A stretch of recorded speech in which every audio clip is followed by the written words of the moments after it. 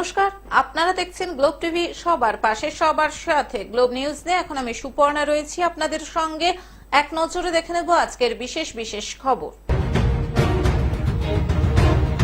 ভগ্নদশা হাসপাতালের, মুখ্যমন্ত্রীর ওপর বেড়েছে আদিবাসীদের ভরসা।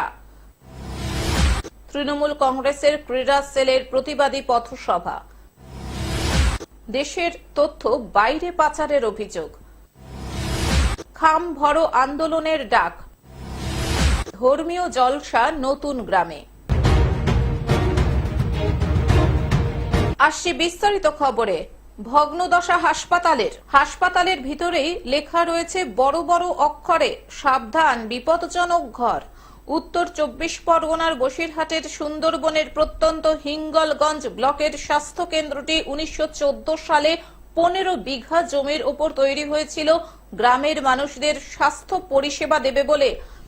সেখান থেকে একে একে প্রথমে 2 বেড, তারপর 10, তারপর 24 বেড হলেও 2010 সালের 15 অগস্ট বেডের সংখ্যা কমে দাঁড়ায় 10টি। 24 ঘন্টা পরিষেবা দিতে এই হাসপাতালের চিকিৎসক থেকে শুরু করে নার্সরা তৎপর। বিনামূল্যে ওষুধ পেতেন সুন্দরবনের প্রান্তিক মানুষেরা। এখন বিনামূল্যে ওষুধ পেলেও সপ্তাহে 4 থেকে 5 দিন খোলা হয়। 2 ঘন্টার জন্য পরিষেবা পান প্রত্যন্ত সুন্দরবনের মানুষ। প্রায় 2 লক্ষ মানুষের একমাত্র ভরসা হিঙ্গলগঞ্জ বদ্বীপে স্যান্ডেলের বিল প্রাথমিক স্বাস্থ্য কেন্দ্র আর হিঙ্গলগঞ্জ স্বাস্থ্য কেন্দ্র। আর সেখানেই স্বাস্থ্য কেন্দ্র প্রাচীন ভগ্নদশা বিপজ্জনক ঘর, যা দেখে রীতিমতো আতঙ্কিত রোগী ও রোগীর পরিবার, এমনকি সাধারণ মানুষ। যত্রযত্র ছাদের চাঙড় ভেঙে পড়ছে। সংস্কার হয় না, রোগীদের গায়ে পড়তে পারে, ডাক্তার যেখানে বসে সেখানেও খসে খসে পড়ছে।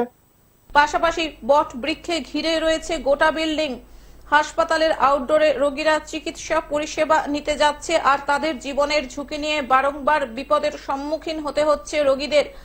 তারা চাইছেন দ্রুত এই হাসপাতালকে সংস্কার করা হোক। কর্তব্যরত নার্স এবং চিকিৎসককে প্রশ্ন করা হলে এই বিষয়ে তারা মুখ খুলতে চাননি।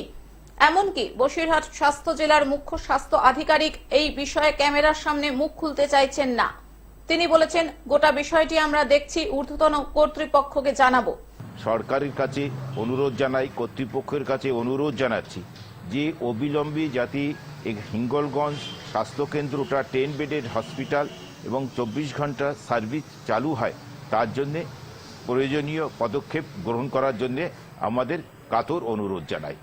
হিঙ্গলগঞ্জের জমিদার রায় বাহাদুর গোপাল চন্দ্র জানান, এই হাসপাতাল আজ সুন্দরবনের ভৌগোলিক মানচিত্র থেকে বিলুপ্তির পথে। প্রান্তিক মানুষেরা চাইছেন দ্রুত স্মৃতি বিজড়িত এই হাসপাতাল আবার নবরূপে ফিরিয়ে দেওয়া হোক। আমাদের হিঙ্গলগঞ্জ স্বাস্থ্যকেন্দ্র এই মুহূর্তে যা পরিকাঠামো আছে, সেই পরিকাঠামো ভগ্নদশায় পরিণত হয়েছে এবং ছাদের কন্ডিশন বা কার্নিশের কন্ডিশন কোনো মতেই ভালো নেই। এখানকার রোগী বা নার্স ডাক্তাররা যখন এখানে আসেন, তারা বিপজ্জনক অবস্থায় এখানে পরিষেবা তাদেরকে দিতে হয়।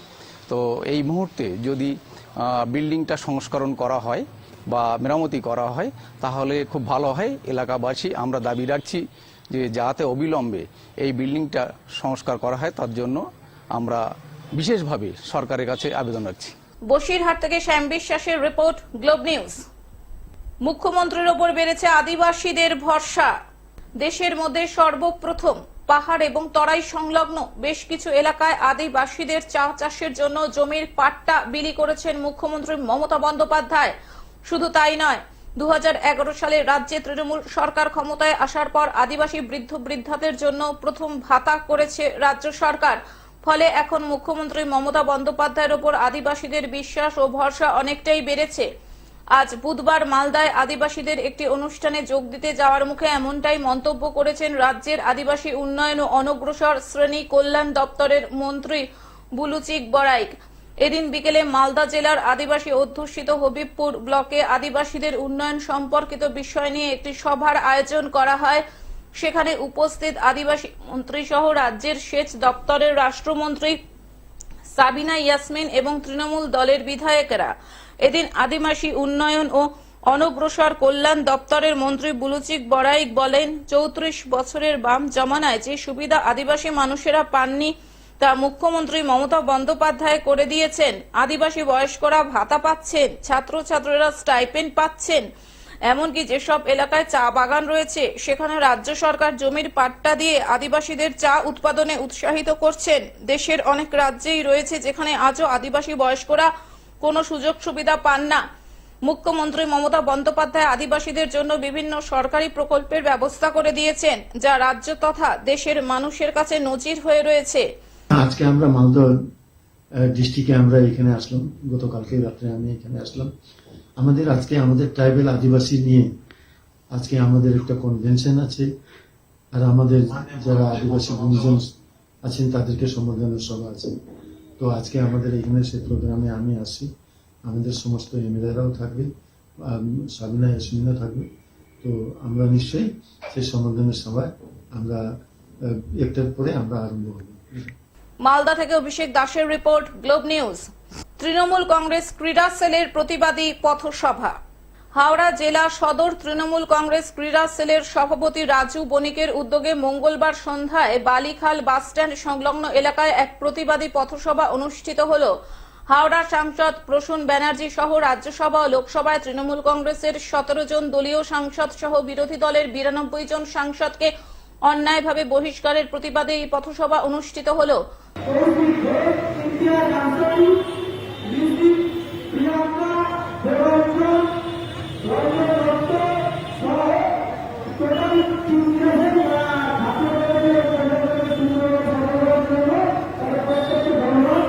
এই সভায় হাওড়া জেলা সদর তৃণমূল কংগ্রেস ক্রীড়া সেল সভাপতি রাজু বণিক, বালি কেন্দ্র তৃণমূল কংগ্রেস ক্রীড়া সেলের সভাপতি দেবাজ্জর ঘোষ, হাওড়া জেলা সদর তৃণমূল কংগ্রেসের যুগ্ম আহ্বায়ক বলরাম ভট্টাচার্য, বালি কেন্দ্র তৃণমূল কংগ্রেসের সভাপতি অভিজিৎ গাঙ্গুলি, বালি কেন্দ্র মহিলা তৃণমূল কংগ্রেসের সভানেত্রী কল্যাণী ঘোষ, আইএনটিটিইউসির নেতা কার্তিক দাস সহ অন্যান্য তৃণমূল কংগ্রেসের নেতৃত্ব ও কর্মীবৃন্দ উপস্থিত ছিলেন।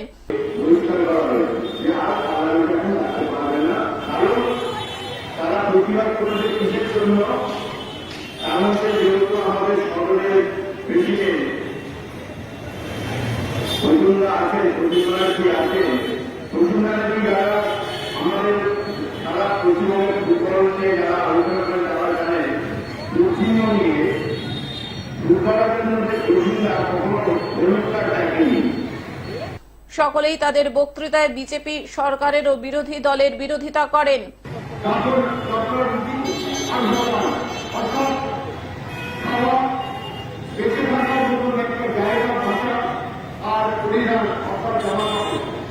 হাওড়া থেকে কৌশিক ঘোষের রিপোর্ট, গ্লোব নিউজ।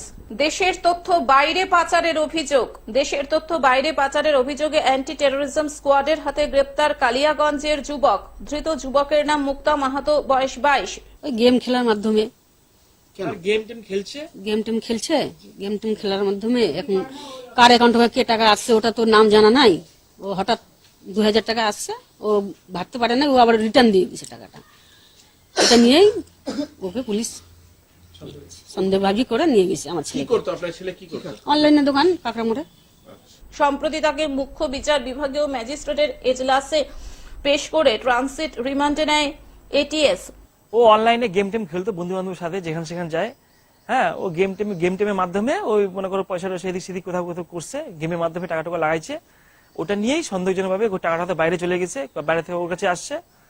এটা নিয়েই সন্দেহজনক ভাবে পুলিশগুলো ওকে নিয়ে গেছে, জিজ্ঞাসাবাদ করছে ওকে নিয়ে। কোথাকার পুলিশ? ও কি কারণে? মুম্বাই থেকে আসছে ওরা। কি টাকা পয়সা কোথায় লেনদেন? ও অনলাইনে গেম খেলছে, এইটুকুই আমি জানি, তাছাড়া কি জানি না। আমি মোবাইল সম্বন্ধে অত কিছু বুঝি না। পুলিশ এসে কি বললো আপনাদের? পুলিশ এসে বললো যে ভাইকে আমি জিজ্ঞাসাবাদ করবো কালিয়াগঞ্জ থানা থেকে। ব্যাস, ওকে বললো যে মুম্বাই যেতে হবে, মুম্বাই ওকে আমাদের বস জিজ্ঞাসাবাদ করবে, ব্যাস এটুকুই। ধৃতের বিরুদ্ধে মামলা রুজু করা হয়েছে। রায়গঞ্জ জেলা আদালতের assistant public prosecutor Pintu Ghosh বলেন, অ্যান্টি টেরোরিজম স্কোয়াড কালিয়াগঞ্জ থেকে এক যুবককে গ্রেপ্তার করে। তার বিরুদ্ধে দেশের তথ্য বাইরে পাচারের মতো গুরুতর অভিযোগ রয়েছে। গত 15 তারিখ মুম্বাই এটিএস একজনকে আটক করে এনেছে, তার নাম হলো মুক্তা মাহাতো। তার বিরুদ্ধে অভিযোগ সে দেশের কিছু সিক্রেট বাইরে পাচার করেছে, সেই অভিযোগে তাকে আটক করা হয়েছে এবং লানেট সিজিএম কোর্টে তাকে প্রডিউস করা হয় এবং ট্রানজিট রিমান্ডে প্রেয়ার করা হয়। লানেট সিজিএম সমস্ত কাগজপত্র দেখে তারপরে ওনাকে 3 দিনের ট্রানজিট রিমান্ড দেয় এবং 18 তারিখে মুম্বাইয়ে ওনাকে কোর্টে প্রডিউস করার জন্য অর্ডার করেছে। তার বিরুদ্ধে অভিযোগ সে দেশের কিছু সিক্রেট তথ্য বাইরে পাচার করেছে। উত্তর দিনাজপুর থেকে পিয়া গুপ্তার report, globe news.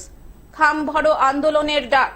West Bengal ICT school coordinator welfare অ্যাসোসিয়েশনের ডাকে আজ বুধবার পশ্চিম বর্ধমান জেলার 160 জন সহ রাজ্যের 5,500 শিক্ষক খাম ভরো আন্দোলনের ডাক দেয়। তাদের বক্তব্য, 2013 থেকে তারা রাজ্যের স্কুলগুলিতে কাজ করলেও বিগত 10 বছরে তাদের বেতন কাঠামোর কোনো পরিবর্তন হয়নি। এমনকি আইটি 192 ফাইল সব দফতরের অনুমোদন পেলেও শুধুমাত্র মুখ্যমন্ত্রীর অনুমোদনের অপেক্ষায়। তাই তারা রাজ্যের প্রতিটি কোণা থেকে মুখ্যমন্ত্রীকে এই আন্দোলনের মাধ্যমে তাদের প্রকৃত অবস্থা জানাতে চাইছেন ও তাদের বেতন কাঠামো পরিবর্তনে মুখ্যমন্ত্রীর অনুমোদন চাইছেন। সেই জন্যই তারা মুখ্যমন্ত্রীর নিজস্ব দফতর সহ কালীঘাটে মুখ্যমন্ত্রীর বাড়িতেও ডাকযোগে চিঠি পাঠাতে চলেছেন। আমরা আইসিটি কম্পিউটার টিচার পশ্চিম বর্ধমানের প্রতিটি স্কুলে আমরা 2013 সাল থেকে আজ পর্যন্ত স্কুলগুলোতে কম্পিউটার শিক্ষা এবং আইটির সমস্ত কাজ আমরা করে আসছি। এখন যে দুয়ারে সরকারের আপনি উত্থান দেখছেন এবং দুয়ারে সরকারের প্রসার ও প্রচার দেখছেন, আপনি খবর নিন, ডিএম থেকে শুরু করে এডিআই, ডিআই, এমনকি এইচএম, এমনকি ক্লার্ক পর্যন্ত জানে যে এই কাজকে সুচারুভাবে যারা পরিচালনা করছে তারা হচ্ছে আইসিটি কম্পিউটার শিক্ষক বা আইসিটি কম্পিউটার ইনস্ট্রাক্টর। কিন্তু দুঃখের বিষয় হলো 2013 সাল থেকে 2023 সাল পর্যন্ত পেট্রোলের দাম আকাশ ছোঁয়া হলেও আমাদের বেতন কিন্তু 10,000 টাকাতেই দাঁড়িয়ে আছে। আমরা আইটি 192 যে ফাইল, সেই ফাইলটি সমস্ত দপ্তরের অনুমোদন নিয়ে মুখ্যমন্ত্রীর কাছে শুধু মুখ্যমন্ত্রীর অনুমোদনের ইশারার অপেক্ষায় দাঁড়িয়ে আছে। আমরা নভেম্বর মাস থেকে লাগাতার মুখ্যমন্ত্রীকে বলো, মুখ্যমন্ত্রীর আধিকারিকদের কাছে যাওয়া, মুখ্যমন্ত্রী দপ্তরে যাওয়া, এমনকি আমাদের যে মেল করা কর্মসূচি সেগুলো আমরা করেছি। আজকে আমরা একটা নতুন অভিনব পরিকল্পনা নিয়েছি, খাম ভরো আন্দোলন। দেখুন, আন্দোলন মানে রাস্তায় দাঁড়িয়ে সরকারকে চ্যালেঞ্জ করা নয়। আন্দোলন হচ্ছে সরকারের সাথে থেকে, সরকারের পাশে থেকে সরকারকে একটা ভালো দিক সম্পর্কে অভিহিত করা। আমরা শিক্ষক, আমাদের কাজ এবং আমাদের যে দায়িত্ব সেটাকে মাথায় রেখে আজ আমরা খাম ভরো কর্মসূচি করছি। এই খামের ভেতর আমরা 2 জায়গায় 2টি চিঠি করছি।